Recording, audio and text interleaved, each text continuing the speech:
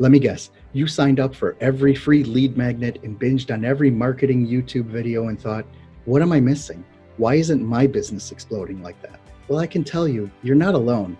Whether you're just getting started or have an established business, entrepreneurship can be really lonely. But it doesn't have to be. Overcoming your fear of launching or building your personal brand or figuring out how to scale, it shouldn't be holding you back. It should be empowering you. On this podcast, we're going to deep dive into the mechanics of what it takes to build your brand, make your mark, and stake your claim in the digital marketing space. I'll be chatting with people from all walks of life and stages in their careers. I will be getting inspiration from real experts who will share their actual strategies and techniques to grow loyal and raving followings and sell more stuff. This is entrepreneurship from people who are already there making it happen. My name is Jeff Mendelson. Join me and welcome to the One Big Tip podcast.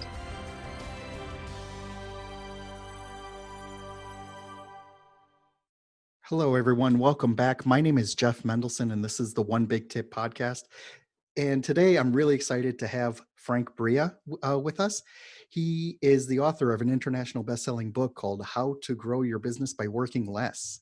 He also has a number of different programs that have helped hundreds of entrepreneurs design and execute their high-ticket programs. He also has a podcast called the 6 to 7 Figures Show, and I'm really excited to have him. So, Frank, welcome to the show.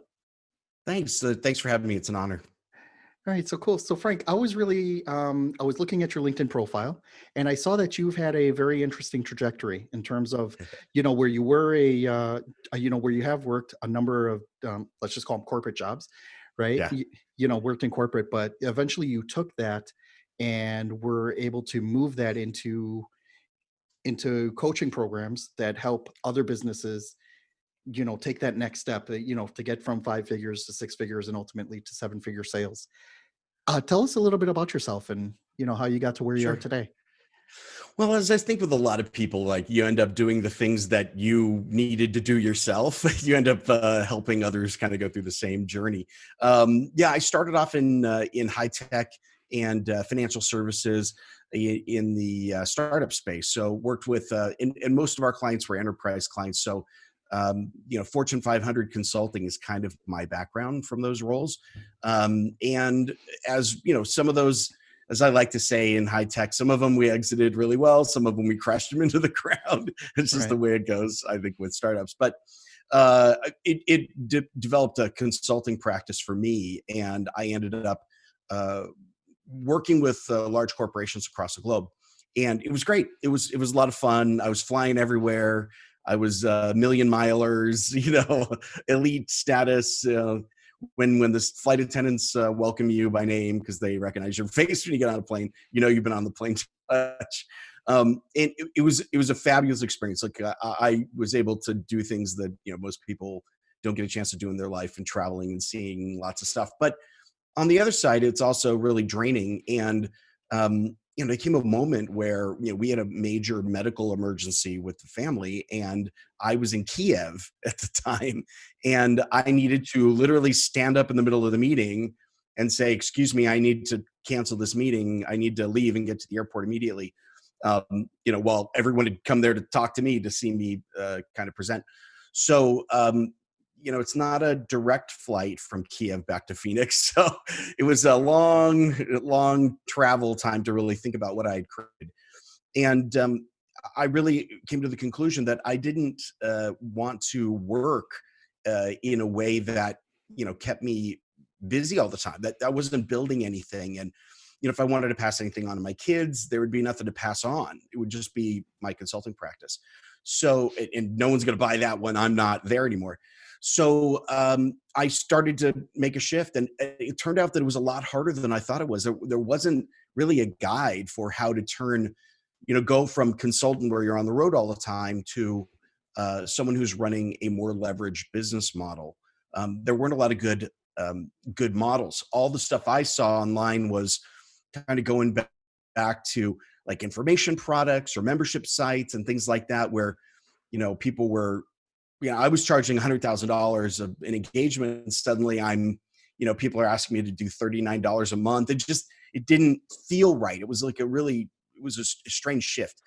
And so I needed to figure out what a good model would be for folks who have higher level skills and want to continue to do that kind of work and be paid well for it, but do it in a leveraged way. And so I made a lot of mistakes on that journey. Did a lot of dumb stuff, lost a lot of clients trying stuff out that didn't work, but ended up really applying the same kinds of techniques that I'd been applying in my consulting practice for larger corporations, where I was helping them productize their service. I'd go into consulting services organizations inside of software companies and help them productize what they do. And I realized that, you can do the same thing with a small business, with some changes, obviously, but it doesn't require multi-million-dollar budget to do that kind of thing. It doesn't require, mass marketing and events and all this other kind of stuff to do it. There are ways to do it right. So that got me to working with a number of different clients who were in a similar position that I was. And I got this amazing opportunity to kind of get behind the scenes of like 60 or 70 different high 6 and 7 figure service businesses and see what works, and probably better, what wasn't working. And it Wow, really created this. Yeah, it was a great experience. And we were able to really distill it down to best practices. I never tell anyone there's only one way to do stuff. That's just not true. But there are ways that are more likely to be successful than others. So, in following those best practices, I was able to shift around what I was doing to actually be successful in charging a higher ticket price for my skills and services, but not have to be on the road all the time, and to do it in a more leveraged fashion.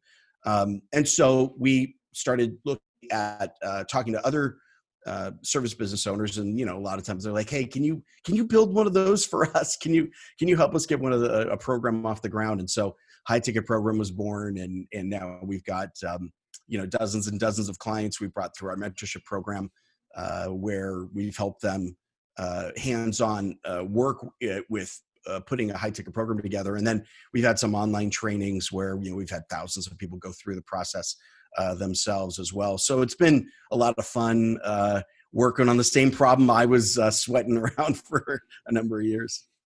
Wow, so that's really interesting. So this high ticket program, is this a course that you go through and then you're done, or is it more like a mastermind, or is it an ongoing program? How does that work?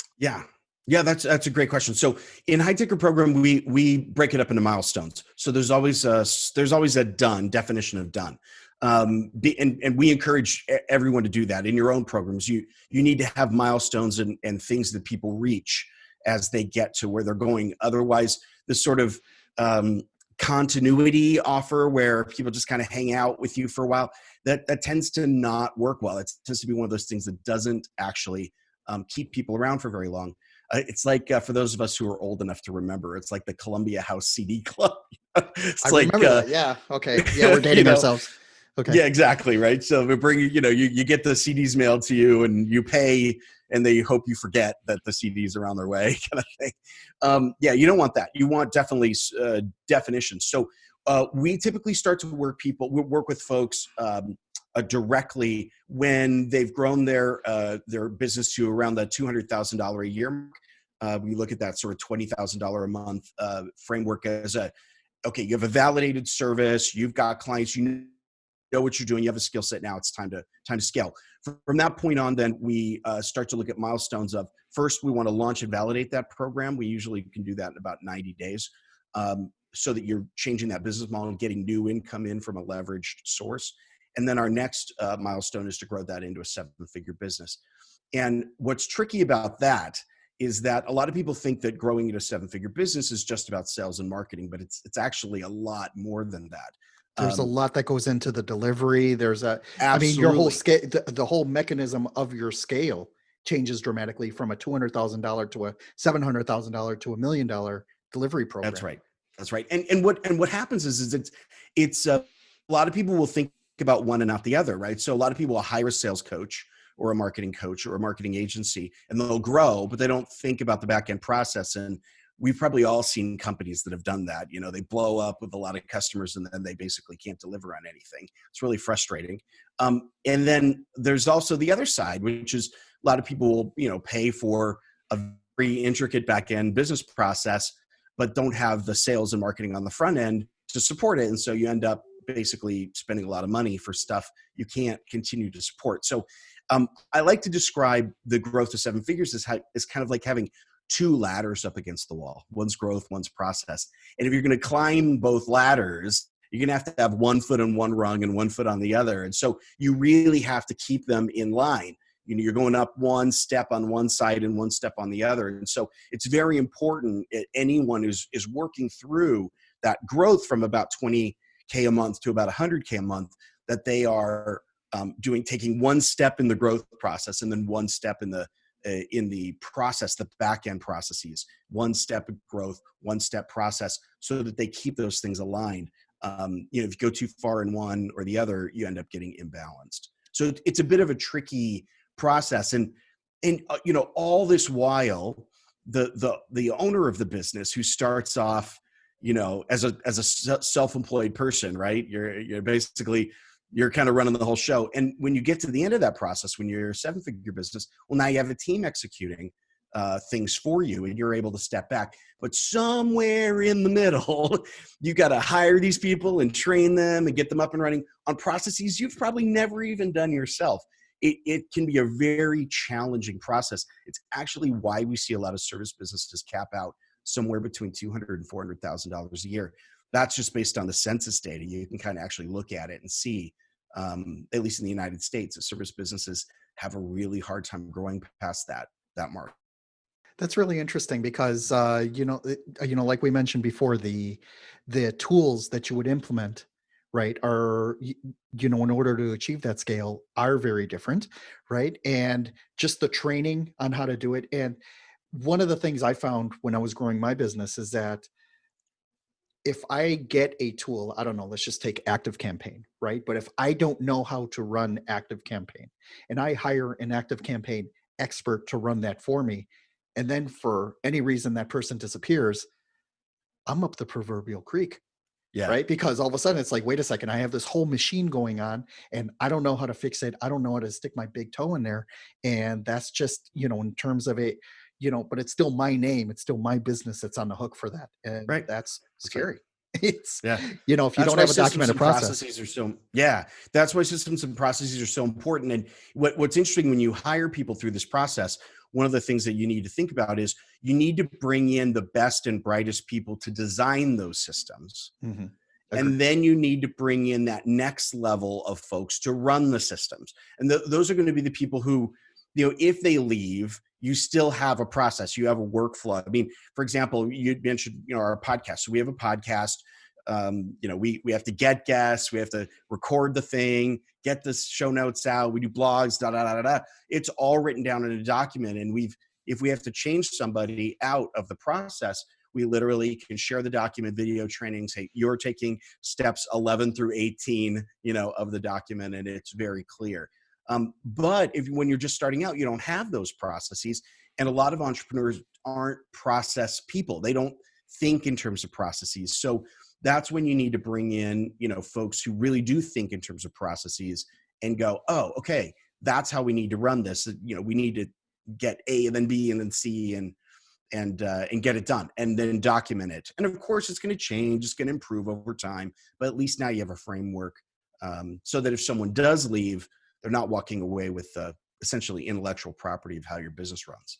That's really the most important thing. One of the other foundations that I built my business on is that I don't build on proprietary systems, right? I don't build a website that no one else can touch. I don't build an application that no one else can step in. And that's really something that I lead with. Like, listen, we have a falling out. It's all good. Here, find someone else that knows WordPress. Find someone else that knows ActiveCampaign. It's really interesting. All right. So I wanted to get onto the one big tip that you mentioned. And this was actually very interesting because what this does, at least for me, is that it codifies how you interact with your client. And it's the customer success meeting. Yeah, great. So this is one of the processes that we found, again, from a best practices perspective. Businesses that were holding some kind of a meeting every week to go over their customers internally, that they were outperforming those that weren't. And, everyone wants their customer to be successful, and everyone's business has milestones and deliverables, but there's something about having a specific meeting. So just tactically, you want to bring all your customer facing people in a meeting every week to go over your customers one by one. And if you have too many customers that you do that, then you need to break the teams up and have them hold these meetings themselves. But someone needs to be going over customers one at a time. And the questions you want to be able to answer, number one, what's the overall status for the customer? Okay, I like a stoplight chart, green, yellow, red. So every customer should have like green, yellow, green, they're on track. Yellow, they may need some assistance. Red, they're behind. Okay. Then some indication of where they are in the process. So for example, you may have like a 6-step process that gets your client to where they are. Are they on step 3? Are they in step 5? Are they in step 2? Where are they? This is particularly important when you're running done with you or done do it yourself kinds of programs where the customer's walking themselves through that process. It's easier if you're doing the work because you can your team knows where it is, but critical that you're in communication with your customer enough to answer that question, right? Then you need to answer, okay, what is their next thing that they should be working on? What's the next milestone for them? And do they know how to do it? Okay, like if That's actually do they really have everything they interesting. need? Yeah, because you can tell them, oh yeah, you need to implement a marketing automation system, but they don't know how to do it, then you're talking to the wall. So okay. Exactly. And the other thing is, a lot of our clients will start by saying, well, do they know how to do it? And they'll say, well, I don't know that. How are we supposed to know that? Well, yeah, you need to ask them. And so when your team comes to this meeting every week, they need to have the answers to these questions, which means they've communicated with the client ahead of time to prepare for the meeting. So having the meeting internally focuses all this energy and effort around making sure that everyone is up to date and they've communicated with every single customer. And then finally, if people are behind and they need help, you come up with a very specific action plan for that customer so that they go back to green by next week. And everyone has a role and you assign it out, and it's very clear what the action items are at the end of that meeting. So just to recap, the 3 basic questions are: where are they in the process? Yep. Where are they stuck, or why are they stuck? And what's the action plan to move them forward? Yep, exactly. Okay, Very straightforward. how do they graduate out of that process, or is that something that you do just every week, regardless, no matter what step of no matter where they are? Yeah, no matter where they are, they are in that meeting. They're discussed in that meeting. Yeah. So when we run a program, our own program, I have a meeting with my internal staff and we go through every single customer, and we discuss every single person and make sure they're on track. And if they're not on track, we have a plan until they graduate from the program, until they're no longer a customer. They are absolutely in that process. Amazing. I think that's I think just codifying that particular process, and the way that you manage your own clients, both internally and then externally, are absolutely key to managing your own success as well, because then you really get a feel for, okay, how successful am I at delivering that service for them? Amazing. Right. Very, very profound. Thank you very much for that. Why don't you tell everyone where they can reach out to you, how they can find out more about you and your program, and yeah, you also have a couple of books here, so if you want to talk about them for a minute. Sure. Yeah. So you can find me at frankbria.com. And right there on the homepage, you can click on through to Heidecker Program and see what we do there. What I say is for anyone who's looking at any of these processes and you're interested in kind of seeing what's going on, one of the things that you might take a look at is we've taken these best practices and kind of written down these standard operating procedures. And some of them may be helpful in what you're doing.